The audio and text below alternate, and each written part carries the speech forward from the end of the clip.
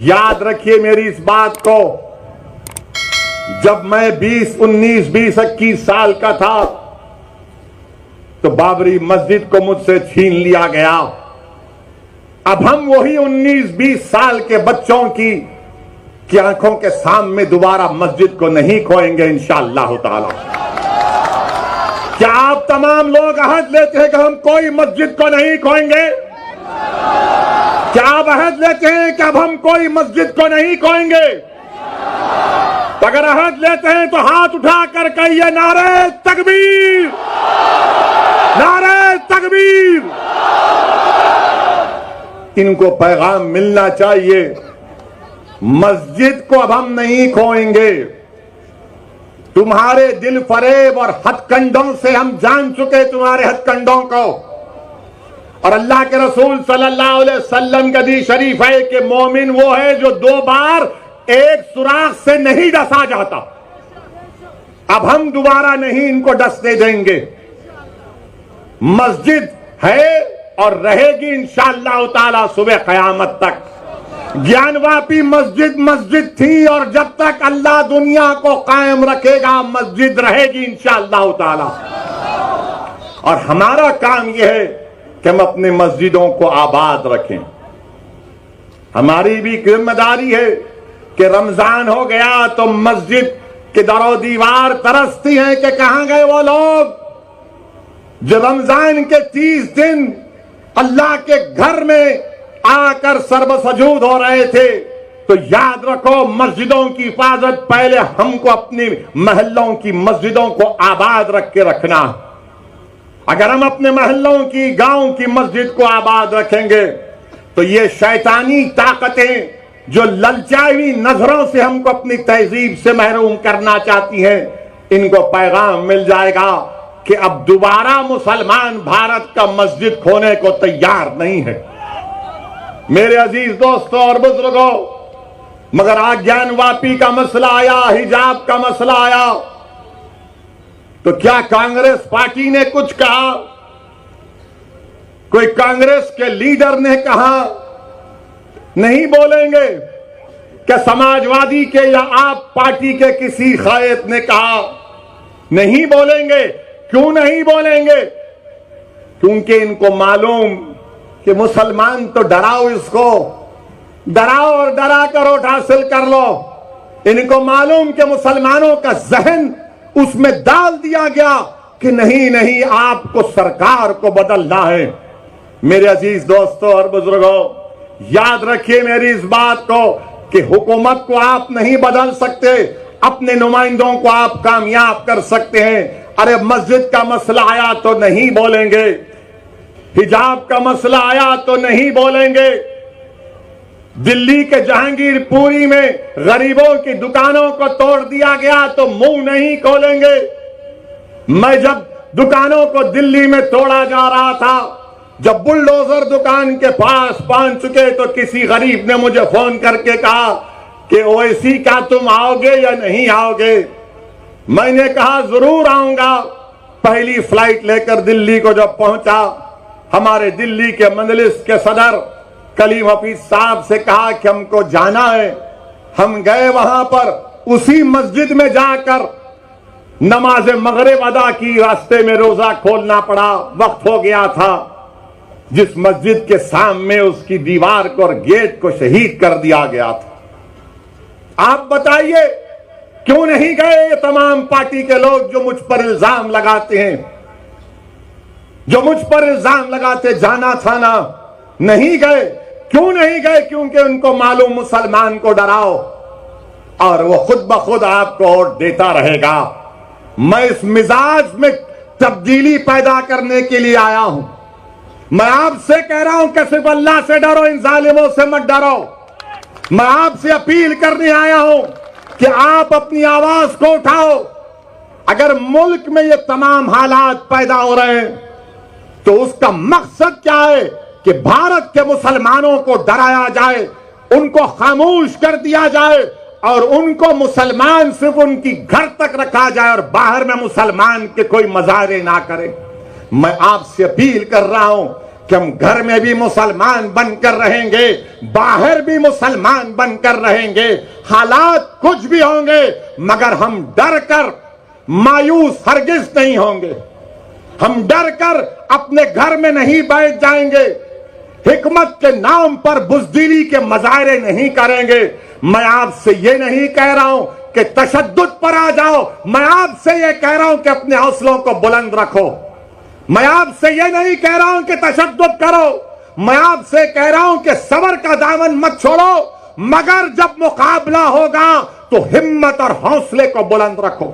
और मुकाबला जमहूरियत के दायरे में रहकर होगा, मुकाबला जमहूरियत के दायरे में रहकर होगा। हम पीठ नहीं दिखाएंगे, सीना तान कर अपने हक के लिए लड़ेंगे। ये भारत का संविधान हमको इस बात की इजाजत देता है मेरे अजीज दोस्तों और बुजुर्गों।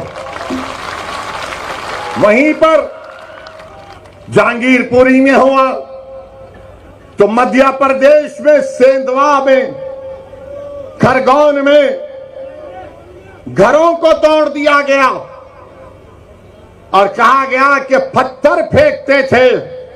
अब बताइए, एक वसीम शेख जिसके हाथ कटे हुए हैं, क्या वो पत्थर फेंक सकता है? जिसके दोनों हाथ कटे हुए हैं, उसकी दुकान को तोड़ दिया। एक 75 साल के ज़ईफ शख्स को खूब पीटा, कहा कि तुमने पत्थर फेंका। तो उस बूढ़े ने कहा, अरे मैं 10 कदम नहीं चल सकता, कहां पत्थर उठाकर फेंक सकूंगा। क्या कोई आवाज उठी कांग्रेस की तरफ से? मध्य प्रदेश में तो आपकी सरकार थी, गुजरात में खंबाट में, हिम्मतनगर में 10-10 साल पुराने गोडाउन थे, बीजेपी ने उन गोदामों को तोड़ दिया। कौन है ये लोग तोड़ने वाले? क्या गुजरात का मुख्यमंत्री, मध्य प्रदेश का मुख्यमंत्री, गुजरात हाईकोर्ट का चीफ जस्टिस है? क्या तुम कोर्ट के जज बन चुके कि तुम तय करोगे कि कौन किसका घर तोड़ेगा? अरे आज तुम गरीबों का घर तोड़ रहे हो, याद रखो अल्लाह देख रहा है, अल्लाह देख रहा है। फिरौन को भी अपनी ताकत पर गुरूर था, नमरूद को भी था, यजीद को भी था, मगर सबका इख्तिदार चला गया। अगर आज कोई इख्तिदार के नशे में चूर होकर कह रहा है कि घर तोड़ दूंगा, तुम कितने घर तोड़ोगे बताओ? तुम घर तो तोड़ सकते, मगर याद रखो इख्तिदार तुम्हारी हाथ से छीना जाएगा इंशाअल्लाह ताला। इख्तिदार किसी के पास नहीं रहता। बड़े बड़े लोग आकर चले गए। जब अलेक्जेंडर दुनिया से जा रहा था, जिसने आधी दुनिया को फतेह किया, तो उसने एक वसीयत की थी कि जब तुम मेरे जनाजे को लेकर जाओगे तो मेरे हाथ को खुले रखना। लोगों ने पूछा, अलेक्जेंडर द ग्रेट, इसमें क्या हिकमत है? तो उसने कहा कि जिसने आधी दुनिया को फतेह किया, मैं पैगाम ये देना चाहता हूं कि मैं जब दुनिया छोड़ के जा रहा हूं तो मेरे हाथ खाली हैं, मेरे हाथ में कुछ भी नहीं। तो याद रखो, जुल्म करने वालों, जुल्म को रोको। उस खरगोन में, बल्कि उत्तराखंड, खरगोन और उत्तराखंड में हमारी एक मां ने कहा, क्या कहा उस मां ने? मैं बार बार जब उसका वीडियो देखता हूं तो मेरे रोंगटे खड़े हो जाते। हमारी उस मां ने कहा कि मैं सब्र कर लूंगी, अल्लाह नहीं करेगा इंशाअल्लाह। उस मां ने कहा कि मैं सब्र कर लूंगी, अल्लाह नहीं करेगा। और मैं आपसे अपील कर रहा हूं कि अल्लाह पे तवक्कल करो, जिद्दोजहद करो मेरे भाई, मेरी मां और बहनें, जिद्दोजहद करो। सूरह आल इमरान में अल्लाह फरमा रहा है कि सब्र करो, कमर बस्ता हो जाओ और सिर्फ अल्लाह से डरते रहो। हमको जिद्दोजहद करना है। अगर आप समझेंगे नहीं कांग्रेस पार्टी है, ये कांग्रेस पार्टी है क्या? मुझे बताओ, आप है क्या कांग्रेस पार्टी? बताइए। उनके मोहतरम बेचारे हर थोड़े दिन को कहीं ना कहीं गायब होकर निकलते। आखिर है क्या कांग्रेस पार्टी? लोग हम पर इल्जाम लगाते हैं कि ओवैसी के आने से गुजरात में ऐसा हो जाएगा, ओवैसी मंजलिस के आने से वो बीजेपी को फायदा हो जाएगा। मैं कांग्रेस पार्टी से पूछना चाह रहा हूं, आपने गुजरात में आखिरी मर्तबा सरकार कब बनाई थी? बताओ कांग्रेसियों, तुमने गुजरात में आखिरी मर्तबा अपनी सरकार कब बनाई थी? आपको मालूम है? कितने साल हो गए? कितने साल हो गए? बच्चे तो नहीं देखे और नहीं देखेंगे इंशाअल्लाह। आप जो बुजुर्ग देखे वो देख चुके, वो भी नहीं देखेंगे। इतने सालों से ओवैसी नहीं आया, इतने सालों से साबिर नहीं आया, इतने सालों से मंजलिस नहीं आई। आप कैसे हार गए?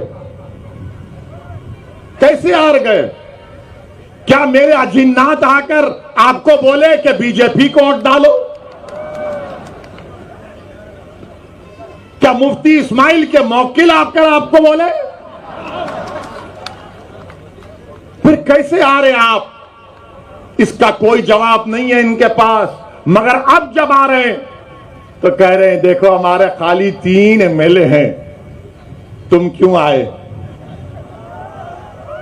आप भीख मांग रहे क्या मेरे से? 3 आपके एमएलए हैं, अगर मंजलिस उसको 12 कर देगी तो आपका ही फायदा है ना इंशाअल्लाह ताला मंजलिस के। हम 3 नहीं चाह रहे, हम बढ़कर चाह रहे हैं, हम अपना हिस्सा चाह रहे हैं।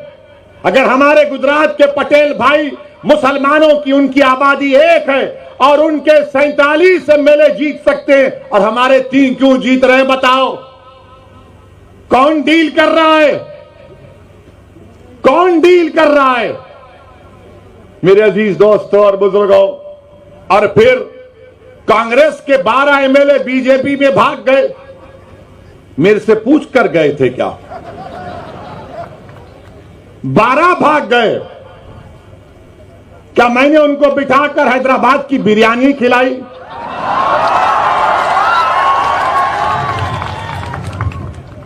वो तो मेरी बिरयानी नहीं खाए, वो तो नरेंद्र मोदी का ढोकला खाकर चले गए बीजेपी में।